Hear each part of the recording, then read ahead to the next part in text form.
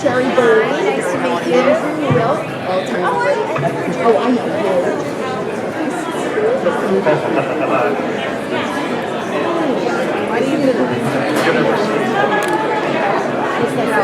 Can we begin any time? Can we start? Thumbs up.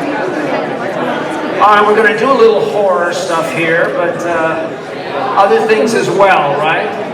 We've got an unbelievable collection here. The title of this, I'm told, is The Incredibly True Adventures and Twists and Turns of the Writer's Path. I think they gave us that title because all of these people have transitioned from various careers and are still transitioning, right? You're all kind of still moving. So we'll talk a little bit about that, but I want to give you a very brief summary of each one, and we'll get started.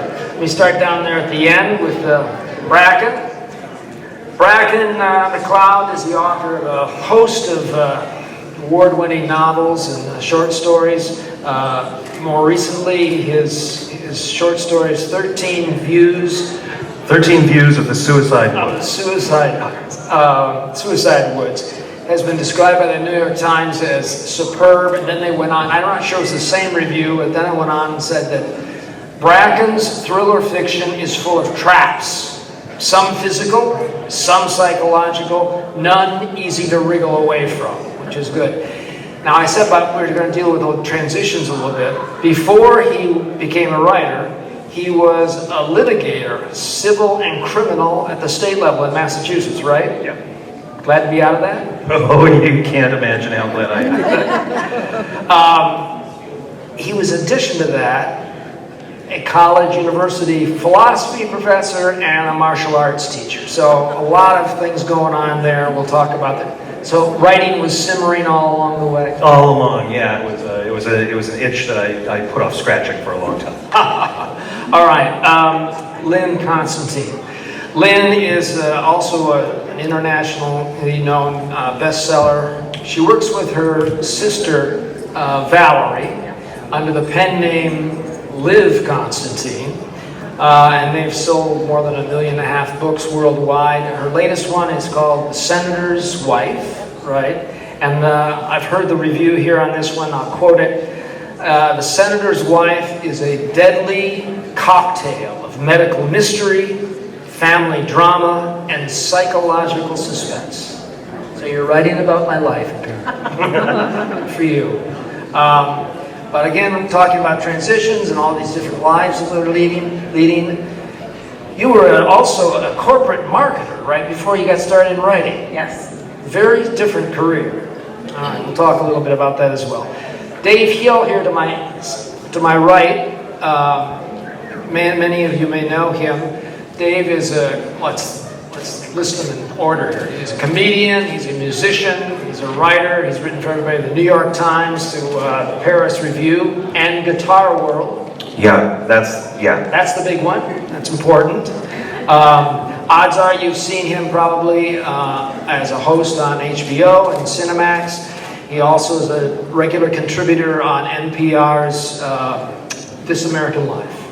If that were not enough, he's also the lead singer and guitar player for his own rock band called the Valley Lodge, right?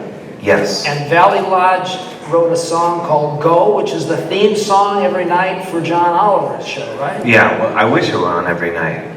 Then I'd make more royalties, but it's only on once a week. Once a week. Yeah. Last night this week or something. Last week tonight. Last yeah. week.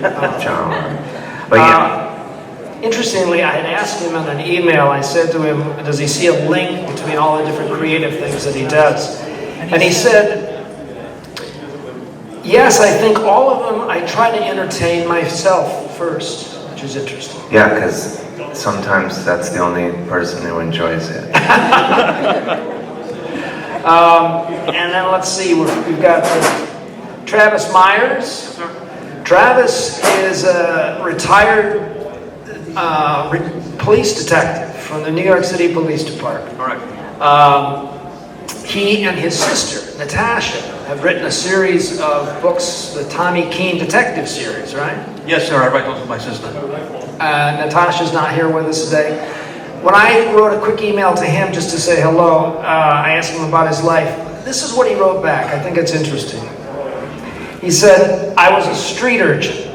I went to one of the worst performing high schools in New York City, dropped out in the 9th grade at 15. At 17, he joined the Army, became part of the U.S. paratroopers. He came home, worked in bars and nightclubs, and then joined the New York City Police Department. All of that, and then he said this, so I'm basically wholly uneducated, but I've lived a full life, and everyone has a story to tell. You've got a PhD in life, kiddo, right? Well, thank you. All right, and the last but not least, Lizzy. Lizzy Stark is the author of 3 nonfiction books. Her essays and her journalism have appeared all over the place, the Washington Post, the Daily Beast, I think the Today Show as well, right? You've done some work on that.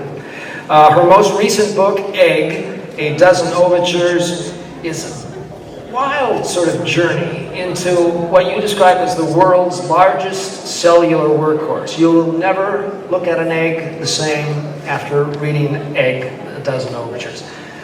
In addition to that, she is a very well-known, internationally known analog game designer. We got talking about this briefly before we got started tonight. So that's an interesting transition you've made. I'd like to see the link between all your other work. All right, so that's the short story on all of these. My name's Jay, and I've been around here for a little while, and glad to see you all here. Thanks for coming.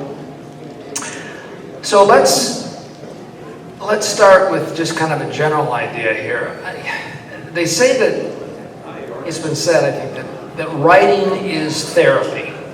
I'm just curious to throw this out. If that's true, then what has the therapist, your writing, shown you about yourself that you might not have been able to sort of reveal in any other creative work? Your writing in particular, what does it reveal to you about inside you? I write to explain myself to myself, and the longer I write, the more I have come to realize that I write my best when I'm doubling down on my own sense of curiosity. So that's one thing I've learned. I've learned to trust myself. And then my second book was a memoir of inherited breast cancer, a reported memoir of the history and science of the breast cancer genes. And the thing that was great as a writer about writing that book was that now I don't have to drag my family history with me into every room. It's remembered in book form, and I feel freed from that legacy. So that's 2 things I've learned from my writing. It's funny that you mentioned not dragging your family history into the room, because my answer was going to be what I've learned is that I should stop telling certain stories at parties as if they were funny. Because, you write the story about, that's semi-autobiographical about a thing that happened to you, and you sort of relate it as, oh, isn't that funny and messed up? And then the people who read the story are trembling with, like, shared trauma. I'm like, oh, that wasn't funny at all, that was terrible. But the deeper part of that question is, has it revealed something about yourself to yourself? Yeah, no, I mean, it's a lot of short story writing for me has been, and novels too, has been looking back at something that I experienced, that I lived through, and really examining it with a closer lens than just memory, but with one of sort of interpretation and communication. Like, how do I express this in a way that gets the feeling that I felt at that time across to a reader, which is so much more of a deep dive into memory than you do when you're sitting there and going, oh yeah. Have you ever been flat out surprised at, that's who I am?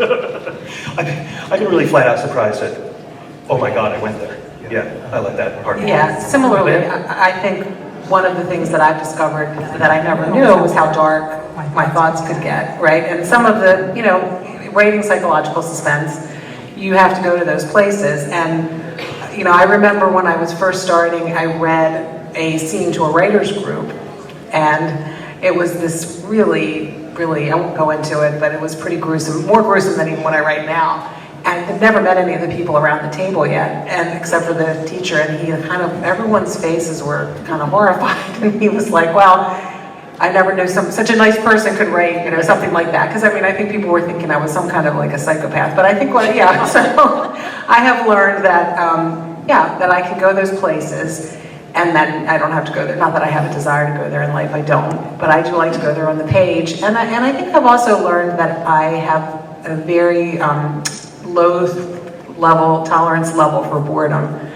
And so it's a good job for me because I can write it, I can immerse myself in a new world, and then when I'm finished, I can start something completely new, and that really works much better for me than doing the same thing all the time. Not that I know anything about corporate marketing, but it seems like the antithesis of corporate marketing. Completely, yes. I think Corporate marketing is kind of a psychic thriller, isn't it? Sometimes you want to kill your boss, Yeah. but you know.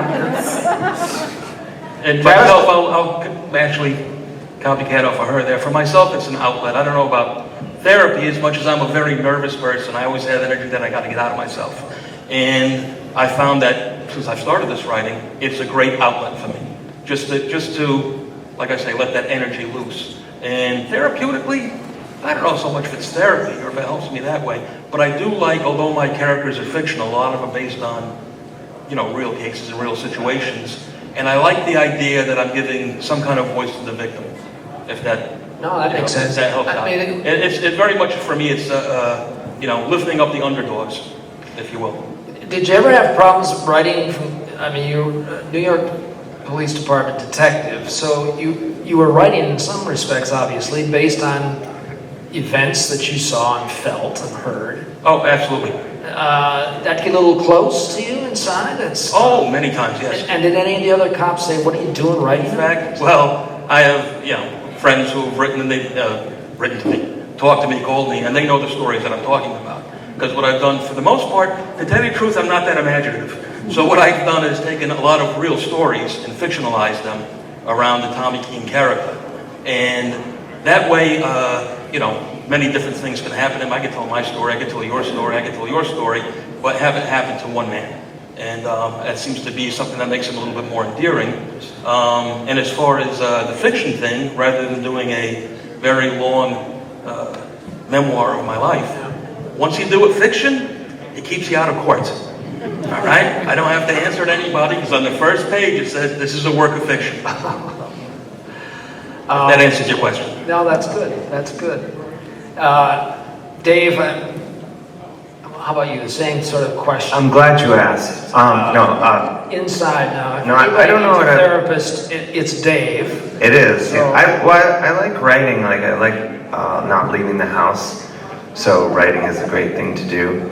But I think it's made me learn that I'm a glutton for punishment. Because every book I finish, I'm like, oh man, I really blew that one. And then you kind of wait, and then someone's like, oh, I like it. I'm like, oh, that was a good one.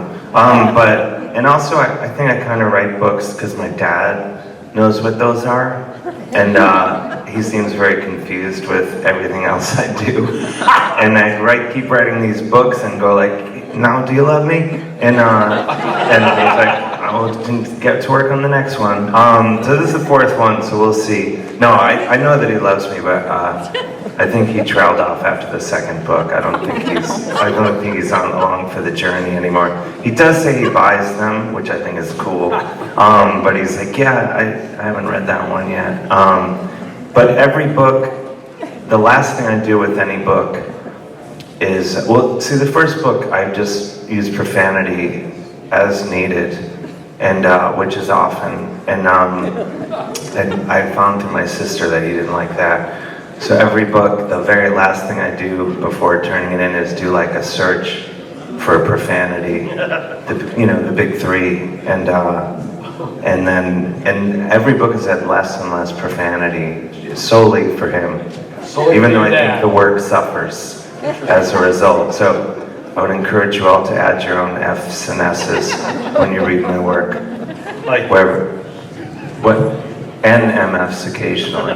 What's that? I was going to say, on Closing Costs, my last novel, my agent got back to me. He's like, why is the main character so coarse? I'm like, what do you mean? She's just, and he's like, she swears. And so I did exactly that. I did a search for, just starting with the F word. And it was like, it was an average of every page and a half. I think that should help the average. Yeah, she might. I mean, the characters in the book were based on me and my wife, and that's kind of how we communicate in the house. We work. Yeah. That's my dad. If I can name drop, which I love to do. Paul McCartney told me never to name drop. Well, I call him Paul. No, but Dick Cavett, my dear friend Dick Cavett, was doing an interview in the New York Times a few years ago. And they asked him, like, who makes you laugh? And he said, oh, my friend Dave Hill. And he said these very nice things he said about me. This is not a joke, this is real. No, it's real, Jay. And so I talked to my sister, and she's like, yeah, I showed it to him. And I was like, my dad, Dick Cavett, they're same era. So I called my dad, and he said, yeah, I saw that Dick Cavett interview. And he just said, pretty good. And then there was a pause, and then he just goes, now, does he ever talk to you about your profanity? Because I really think, like, you'd be better off not swearing as much. And the thing that he doesn't know, I was like, you want to hear someone with a mouth on him, it's Dick Cavett. Yeah, I've just... Wouldn't think that. No, he is a crude MFer, in my experience, and I would know. How about you, Lizzy? Any part of that you want to respond to? I am reminded of a quote by Camus, and that is that we must imagine Sisyphus happy, and I feel like what you just described to us about your writing process is on brand. I often quote Camus sometimes. I just chose not to. You wrote an interesting thing to me when we just did one quick little email a couple weeks ago. You said motherhood has played a role in making you a better writer. Yes, because I used to have time to procrastinate. The first thing motherhood gave back to me was a long swaths of boredom where you're caring for a baby, and I didn't find that very intellectually challenging. And so I got my interior life back. And I think that made me a better writer. And now I have like about 3 hours in the week, it feels like, and so I can't afford to stare at my computer screen and read celebrity gossip. I have to get to it. How about just general rituals you guys have for writing? Daily rituals or weekly rituals or biannual rituals? Well, before my son was born, I used to have a set of conditions. They weren't necessarily rituals, but the room had to be, just right, and I had to have something to drink and, the right music for the scene that I was going to write. And then my son was born, and I became a stay-at-home. I gave up law practice, became a stay-at-home dad, full-time writer, and I realized that the only condition that was necessary for me to work was he was asleep. As long as he was napping, I could work. And I wrote my whole first novel during nap times. Now he's in middle school, and I get like an actual full work day. Now you've written a lot of horror. Yes. Is your son into that or not? Oh yeah. As a matter of fact, this last Friday the 13th, we celebrated the entire weekend by binging as many Friday the 13th movies as we could. He owns them all on Blu-ray. I love those. And I say he owns them because he saved up $130 to buy the box set on his own, like his allowance. Travis, how about you? Just Rituals? I would say no. I have to have complete silence. I can't have anybody in the house with me if I'm doing it. Because any distraction will distract me. In fact, hopefully I eventually will learn how to write, because it's one day I can sit down and I will easily bang out 6 hours, 8 hours, no problem. And then it'll be 6 or 8 weeks before I can sit down again.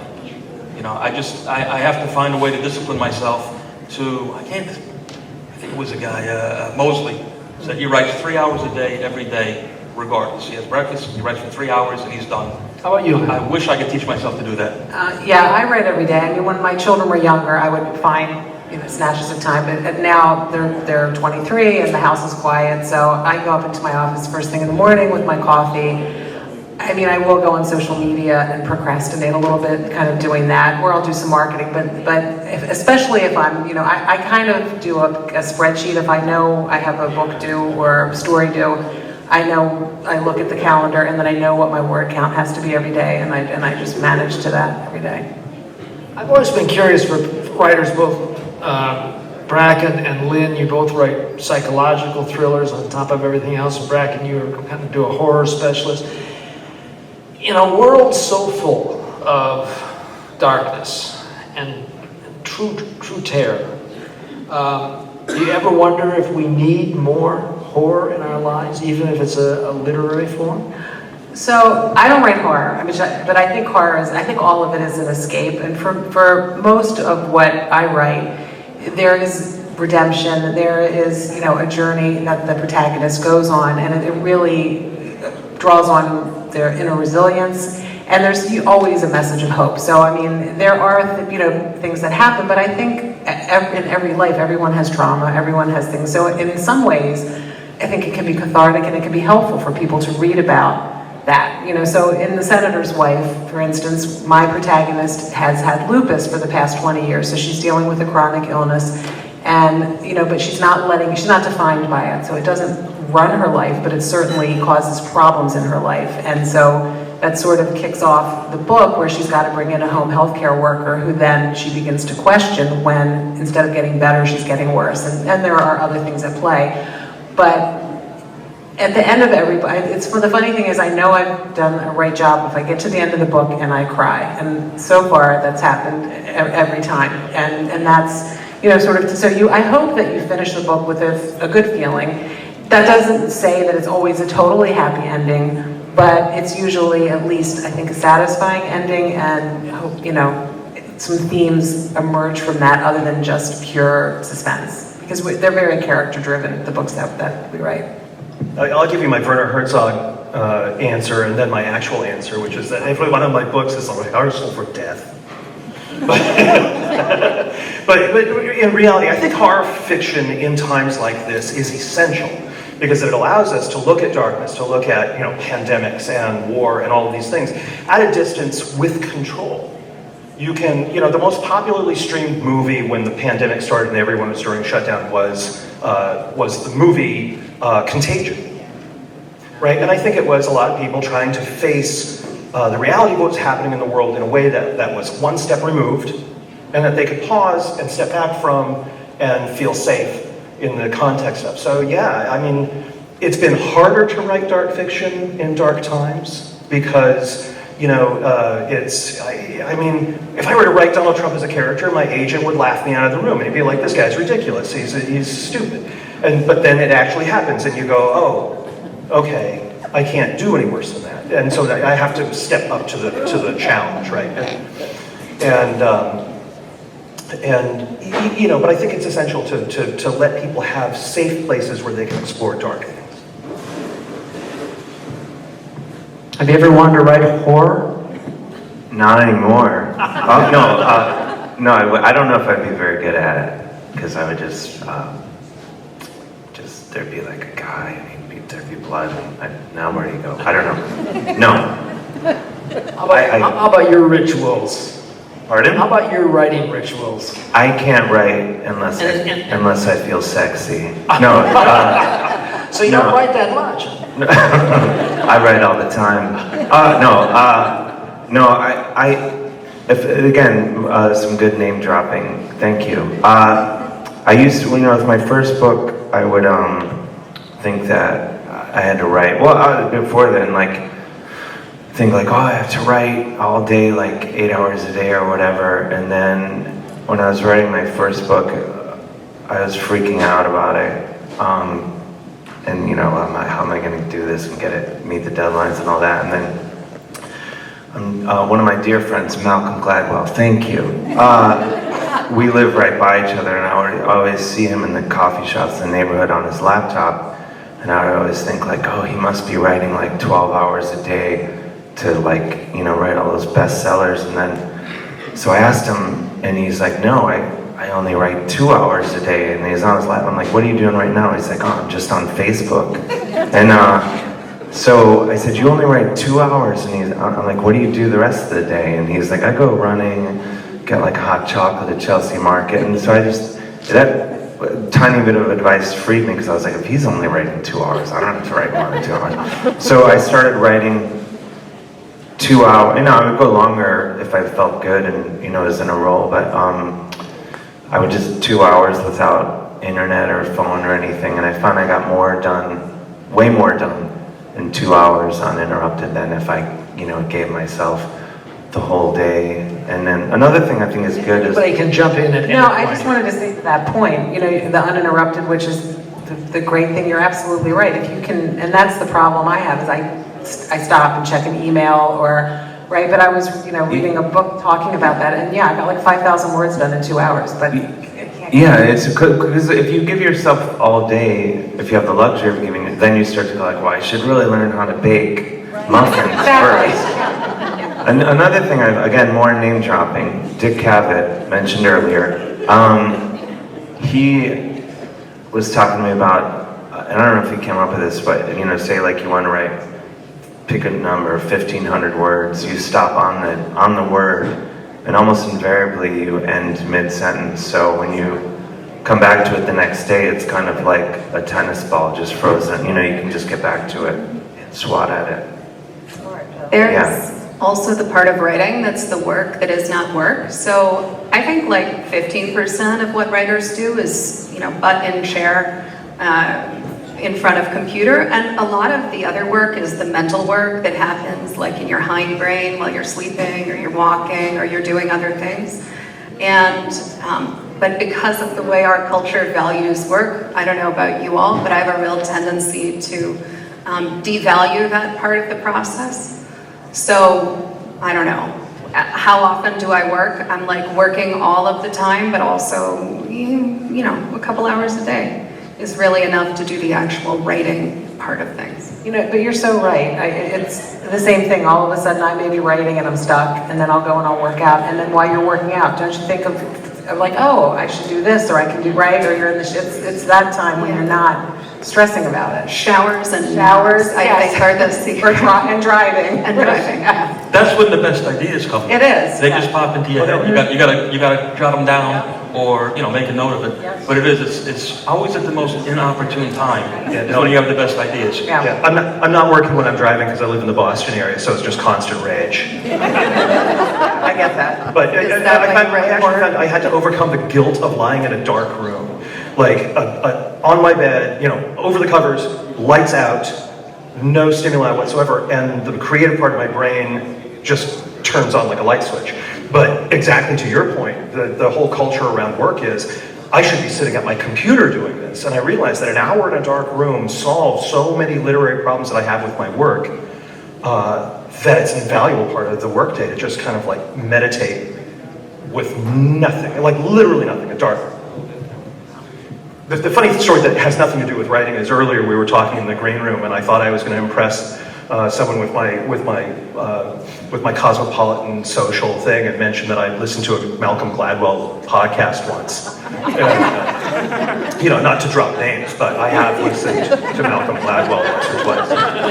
Oh, he just texted me, excuse very me. highly of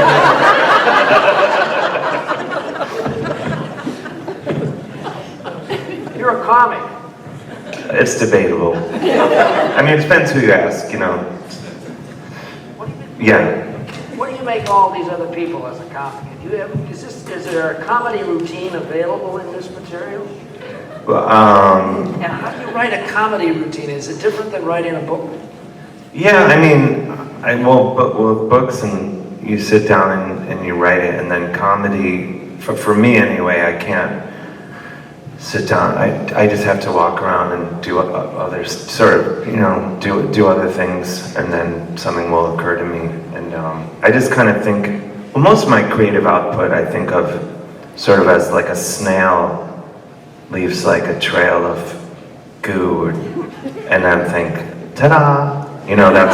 That's my work. But writing, you sit Actually, down. I read a review in the New York Times that said that. It said, I'm in New York Times. Goo. No, Ta-da. I'm only in the crime section. I don't think they're right. Once, Yeah, but no, comedy, I just kind of have to wait until it occurs to me and then kind of noodle on it. Lizzy, you said something in one of your emails, and it was basically that all writing is play. And then you said that the very next line after a colon was, you have to fail forward. Oh yeah, that's something I learned from game design. In one of the role-playing game scenes I'm a part of, there's a play aesthetic called Playing to Lose. And it says that losing, it can be more fun and more interesting than succeeding, to play as a character. And I take that into my writing life because if something doesn't work, if I'm failing, then it's my job to turn it into an advantage for the book. Like if I get really bored when I'm reading about something, maybe that's a sign that like that doesn't belong in the book, and instead I should write about the clown egg register, which is of course the informal copyright code of clowns. What? I gotta be really honest. When I read Liz's biography for the first time, that was my reaction to most of it. I went, what is she doing? I didn't understand like 80% of it, and it's because I'm of another generation. Game design, what's the link here between game design, analog game design, and your writing? I mean, the link is that it's play. If I'm not playing when I'm writing, the reader will be bored, and I will be bored, and the book will be heavy, and that's not who I am, and that's not what I write. So for me, play is the wiggle and jiggle room in something. It's the place where I just can't wait to tell you the weird story from medical history that I've learned. And that ultimately, that practice is what's brought me back, what I brought back into my writing process. Another thing about game design is that there are a lot of ideas that ultimately don't work out, and maybe you've invested 5, 10, 15, a year of work into creating a game that is ultimately not feasible. And at the end of the day, I guess my philosophy is that ideas are cheap and labor is not cheap. And it's okay to let something go and move on. And that's another way of failing forward, using the failure to move my career arc forward or to move the game narrative forward. And just to alleviate your confusion about LARP, it is like improv theater, but performed without an audience, only participants. What is this live action role playing? What's that? That is what LARP is, yeah. And can you write about that, or is that something that has to be physically enjoyed in the process? I'm not sure what you're asking. Quite. Well, I mean, have you ever written anything specifically about LARP? Oh yeah, my first book is called Leaving Mundania, and it's a journalistic exploration of the world of LARP in the US and Nordic countries. And I did a lot of fun stuff. I was in a medieval game for like a year. Every weekend people meet down in New Jersey, and it's sort of a Middle Earth in the woods kind of situation. So I did that. I let Cthulhu attack a beach house. But I've also been a young gay man at the height of the AIDS epidemic, dying of AIDS. I've played the rock Porphyry, going on an existential journey. I have been a servant in the Jane Austen era world in a LARP that was 5 days long, set in the place where the Swedish king used to go to take the waters in the 16th century. I've been the embodiment of creative destruction. You can live like many lives. Have you ever been tempted to turn that into a novel? Yes, I have an idea for a novel set in the libertine Nordic LARP scene, and loosely based on Jane Austen. Is it about ready to come out? No, it's my procrastinate book. Right now I'm working on a book about how awesome old ladies are. It's called Crone, and I'm reporting heavily for it at this time. And when I get tired of working on that, I just think about, Nordic LARPers having unusual romantic intrigue. Did you understand any of that? I was gonna say, wouldn't all romantic stuff between Nordic LARPers be unusual? I mean, that's the hope, right? It depends on the Nordic LARPers. If we were role playing right now, who would this guy be? Let's make him into something. I'm medieval, I'm hoping, but What would you like to be? I think is the important question. What speaks to you? If you were going to be yourself but different. excellent. Golden Retriever. Great. Are you like a happy tail wagging golden retriever? I think so. I mean, is there another kind? Yeah, I think that would be, or just a dog. I'm just into dogs. And How would the golden retriever shake its head? I'm not getting into this. You're not going to commit. Next You're not question. going to commit. No. And I bet Travis would play the game. What would you like? You were not a chance. If you were a rock, what kind of rock would you be? Granite. Granite. And Well, that's the only one I thought of, so. what do you think a good existential question for Granite to have is? Actually, to play this game, the rest of us should give him an existential question, like, how can I be rid of my impurities? Or, like, what will happen when the volcano comes? aren't you giving Granite a little too much I'm really getting credit? lost here, guys. I'm sorry.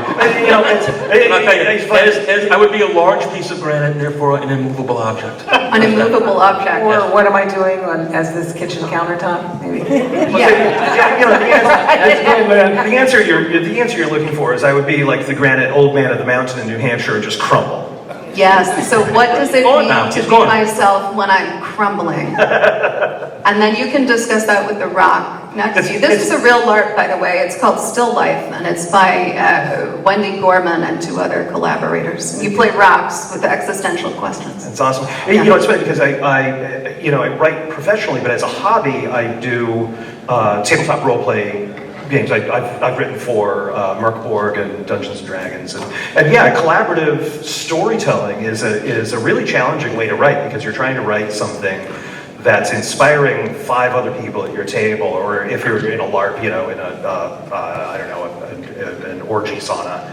That was supposed to get a laugh. Come on. They call that a Anyway, helicopter workshop. That's right. But the idea is that you've written something that would be a prompt for other people to fill in the story and tell the story in a way that leads, you know, in a narrative arc that's satisfying for all players. It's actually really hard. Yeah, and it relies on apophedia, which is a word I just learned, so I like to use it. And But don't you like the solitariness of writing? Well, I mean, the reason I write is because it's solitary. I have an oppositional defiance disorder, and I absolutely despise authority. My apologies. You know, which meant that I wasn't really well suited for firm life. You know, but Lynn didn't agree with that, probably. yeah, no, it was. You know, I would get into arguments with my managing partner, but it made me a good litigator because you know.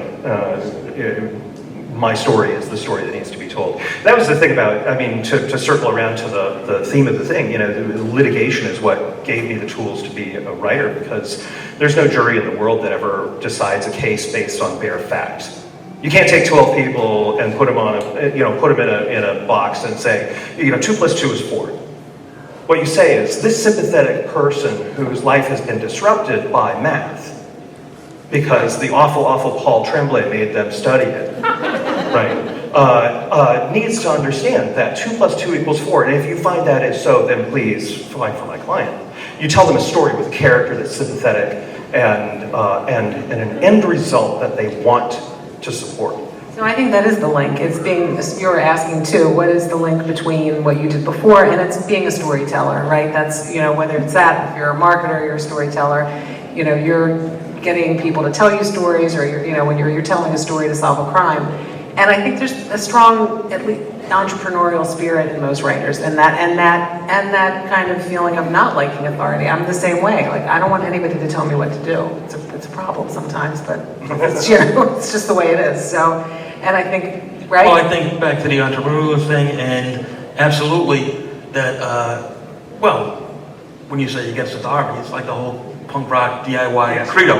You know what I'm saying? You want to do it yourself. That's where it came from. You want to do it yourself. You want to get it out, and I'm sure everybody on this panel and every other panel that's been here, this weekend, has that some sort of that spirit in them. Absolutely, we have to. Otherwise, it wouldn't get done. I mean, yeah, if you don't have a DIY aesthetic as a writer, you're going to be a terrible writer because the whole career is self-motivated.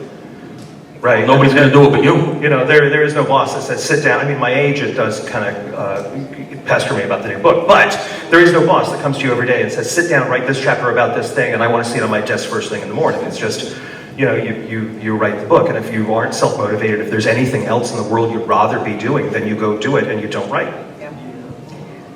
And I think that's the job of writing groups, is to be that boss. And I'm just curious if anybody else is in a writer's group. I used to both me and Lynn. Well, we collaborate. with Yeah, our we sister. collaborate. So that's true. Oh. But I'm the bossy one of the two of us. So it's really not. I'm the one saying, like, "Where's your chapter?" And it's so. But I think it is helpful. I know it is helpful for her because I give her that.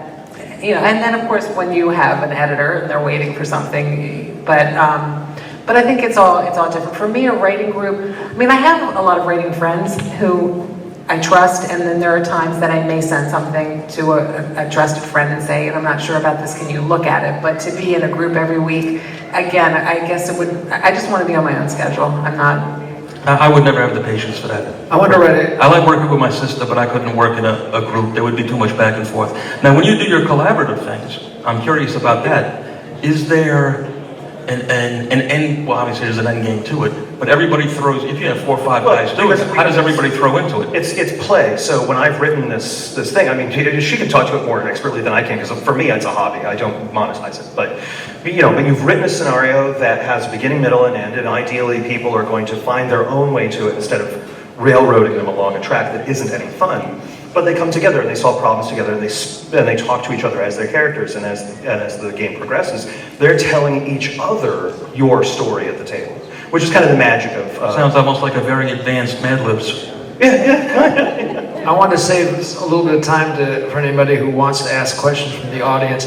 Before we do that, I want to ask you one more question, and that was about music. The link between you write music. What's it like to write? Is there any similarity between writing a great lyric and writing a great line in a book? Well, sort of what you were saying earlier, just entertaining myself. I just try to have fun and like what I'm doing, and I mean, it's simplistic, but so am I. But I don't know. I just kind of do what I like doing, whether it be music or writing. And I look at it like, baking a plate of brownies. You do it and then you set it out and you're like, who wants brownies? And then if no one wants brownies, I'm like, good, I like brownies. And you just take them, and that's my career in a nutshell. No, I don't know. I guess, yeah, I'm happy when I write a good lyric or something good in a book, but then ultimately it's, once you release it into the wild, it's no longer, it's just kind of whether people kind of take what they want from it. It must feel great to be able to play in music. You're talking about play. I mean, I would think that would be a phenomenal feeling. Well, I think all of it, I think playing is really, going sort of tied in with what I was saying, I mean, when I'm entertaining myself, I'm playing, and I don't think I've ever accomplished anything creatively anyway by thinking this is work, or caring at all what someone else wants, I just try to be my own audience, and yeah, playing an instrument is the same. And that's probably the most immediate thing you can do, is play an instrument. For me, is just to tone, because everything else is sort of like write a book, or perform live. But yeah, I always basically when I'm writing, in between I play with my dog and I play the guitar, and then Dog and your guitar. the rest I'm just Good combination. getting hammered. No, when the work day is done. We have a question from the audience. Yeah. Hi, my question is for Dave Hill. Is that Dave Schneider from the Zambonis, the world's only all hockey Yes. group in the world, and also the best? Yeah, and that was my question. No, just kidding. Dave, my question for you, which I could ask you after this, but I am curious because I just thought about it. I'm sorry, what's your name? No, Dave go ahead. Schneider, yes. It's Dick Cavett. This is your 4th book, and I know you like hockey because I know you personally. Well, it's But- also, I mean, that's what the... Yes, your book's about hockey. When did you decide to write a book about sort of things about hockey? Well, the first 2 books were essay collections, and then the 3rd book was about Canada, sort of inspired by my grandfather being from Canada and telling me and my siblings that Canada was the greatest country in the world. So I was always fascinated by Canada because of him, and I wanted to explore and travel through Canada. And then, so with hockey, I've been lucky enough that most of the things I like doing for fun is how I make a living. But hockey's the one, like I think I knew when I was 12 or 13, I was like, it's over, Dave. So I sort of used this book to just explore my love of the subject and selfishly trick my publisher into paying for me to travel the world, going to hockey games and playing hockey. Hi, thanks guys. I'm just wondering if any of you have experienced writer's block and what you might have, how you might have gotten out of it. I have many times. And like I mentioned just a minute ago, sometimes I can sit down and write easily for hours, even days, and sometimes I can't get anything out. No matter how long I sit, I just can't get it out. And as far as anything that breaks it for me, it's just the next day. That's it. I can't get out of it until, for whatever reason, something pops into my head, and I'm like, oh, I gotta get that down. Other than that, no. I think there are times that I sit down and write I think is horrible, and I just write it anyway. And I think keeping in mind that it's all first draft, doesn't have to be perfect, just has to get written. And that's the way that I deal with that. There's some days that just feel like it's flowing, and other days it seems torturous. But I just make myself do it, and I can't get up until it's done. So Can I ask a question on this lady's question? Something that I do, all right, and I don't know if it's common. I jump all over the story. Yeah, I may start at the definitely. beginning, but then I might do the ending next. Yeah, then I might go back to the beginning or whatever. If there's another part that you're more inclined to write, absolutely. But sometimes there's nothing that seems like that interesting, so I just write it anyway, and I say it doesn't matter. And even if you type draft at the top, if that helps, mentally to free you up, that's what I would recommend. What I do is if I feel blocked on a day and writing isn't coming, I do something different. So I'll edit, or I'll read, or I'll find a way to do something creative that isn't necessarily this thing that I can't do today because I can't force it. And everybody's like, write every day. And some days I just don't think that's good advice, because if you sit at a computer for 8 hours staring, like Neil was saying last night, at the word and then it changes to the, and then it becomes but, and you've spent an entire 8-hour day staring at a All blank work page. and no play. Yeah, you haven't done anything but put up a roadblock in front of yourself and stare at it. Well, then you also start to hate your own work too, Yeah, because you don't want to look at it anymore. Well, and that work ethic and so if you're feeling blocked, go do something else. Edit a short story that you've written, or even just start a short story, or read a book that you love that has inspired you in the past and made you want to do something better. Or read a book that you absolutely hate that you think you could write better than they can. We're almost out of time here. Let me ask one last question that was asked to me before we started, and that was for anybody out there who's thinking about writing. All right, you guys have all Don't. you've all okay, that's good advice. You've all made all kinds of transitions.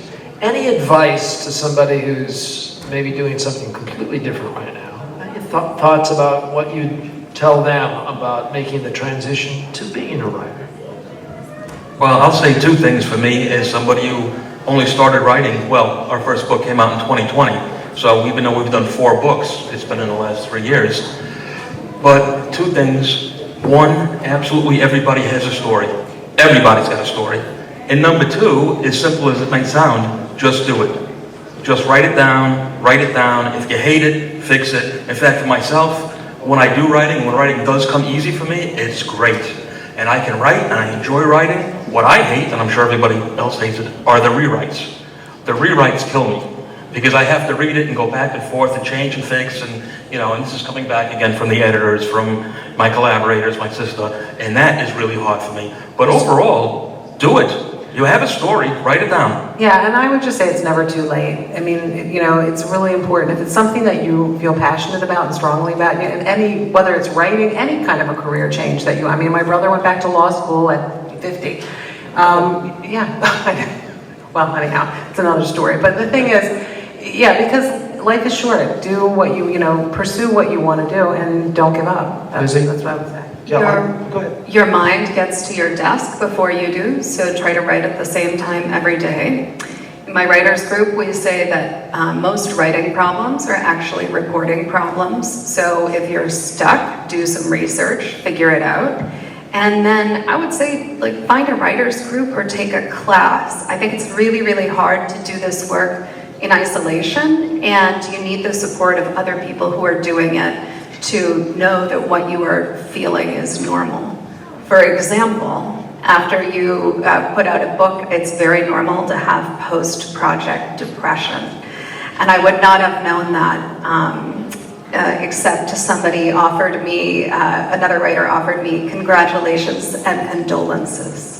That would explain when a my lot book came for out. you, wouldn't it? Yeah, no, I mean, it's true. My first 2 books, when I handed in the final, because the first 2, it was like you had to actually do your changes on the manuscript and hand it in. And after both of them, I got really sick for like a week, and I think it was just my body going like, bleh. But to answer the question, writing, you should, I think with anything you want to do, as long as you or someone else won't bleed too badly, you should do it, because if you don't, some other idiot's going to do it. So you should just do whatever you want. And with writing, you can always just write about what you had for breakfast and then think of something better later. That's a great way to end. If you don't do it, some other idiot's going to do it. So Thank you all so very much. Thank you, everybody. Thank you. On the stage. Thank you in the audience. Once again, all of these fabulous books are for sale in the Kamansky room right down here. And all of these wonderful authors will be signing on the signing table right here. And we are going to get ready for our next panel. So thank you all. Sorry. Run over here.